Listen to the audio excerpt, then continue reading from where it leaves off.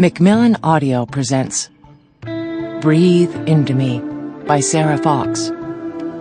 Read for you by Mackenzie Harte.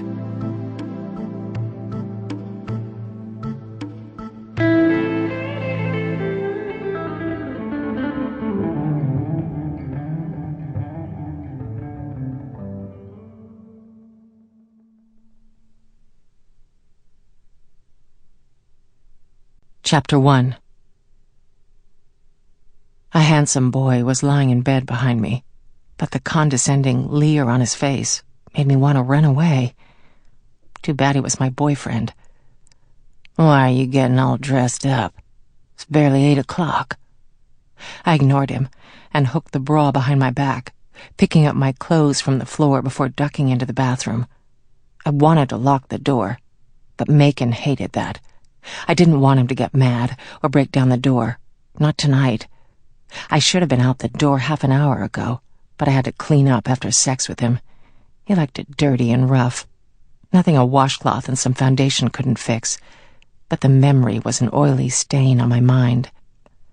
I played with my blonde hair, contemplating what quick style would work for going out, then grabbed a hair tie and put it back in a ponytail.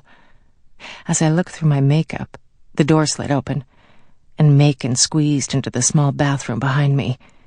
I braced myself against the sink when his hands grabbed my hips, his flaccid groin thrusting against my backside. One hand crept up to my neck, pulling me back against him and squeezing enough to restrict the blood flow. "What's your rush, Lacey?" he murmured in my ear.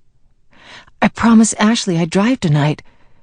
The hand around my throat squeezed harder, and I started to tremble as my airway was blocked. Macon thought playing rough like this was somehow sexy, that women liked a man who took control.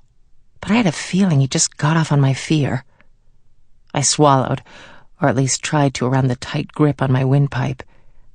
"Ashley needs a designated driver," I rasped, putting my hand on his in what I'd hoped he'd see as an appeasing gesture. "I don't want her to get hurt." My evident altruism finally won a smile from him. "You're a good girl," he said, letting go of my neck and patting my cheek. "You promise to think on what we talked about?" Angry words at his condescending manner rose like bile, but all I felt was relief when he stepped away. I nodded silently, not trusting myself to speak. Coughing would only make him angry, so I held my breath until he closed the bathroom door behind him.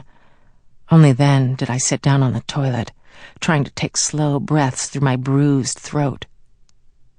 At times like this, I had to tell myself over and over that being with him was better than being at home. But it no longer felt like the truth. The way he acted sometimes sickened me, made me afraid, but I stayed silent. At least with him I had some measure of respect, and people didn't bother me much. My makeup was mostly done, but I put an extra layer on my neck in case the skin showed signs of bruising. I'd grown very adept at hiding the bruises and scratches. He'd certainly given me more than enough practice. Macon was lying on the couch as I hunted around for my shoes. Outside, someone honked, and peeking out through the blinds I saw Ashley's car. Shit, she wasn't going to be happy having to pick me up. "Looking for these?" Macon held up my heels with one hand, and I forced myself not to snatch them from him. Trying to put them on while walking, I opened the door and was barely through the entryway when hands grabbed me and pulled me back inside. Slamming me back against the wall beside the door, Macon lowered his head and kissed me brutally. He was all tongue and teeth, his hands grabbing my breasts and twisting painfully. "Should I tell her to leave without you?" I shook my head, trying to keep the sudden panic off my face. "I'm her DD, remember? I'd feel terrible if she got hurt driving home." The darkening of his gorgeous blue eyes made me tense in preparation for his answer, but he finally let me go. "I'll see you later, then," he said, the words more a dark promise than a farewell. My legs were shaking as I got into the small car. Ashley had the music blaring, a sure sign that she was... Sample complete. Ready to continue?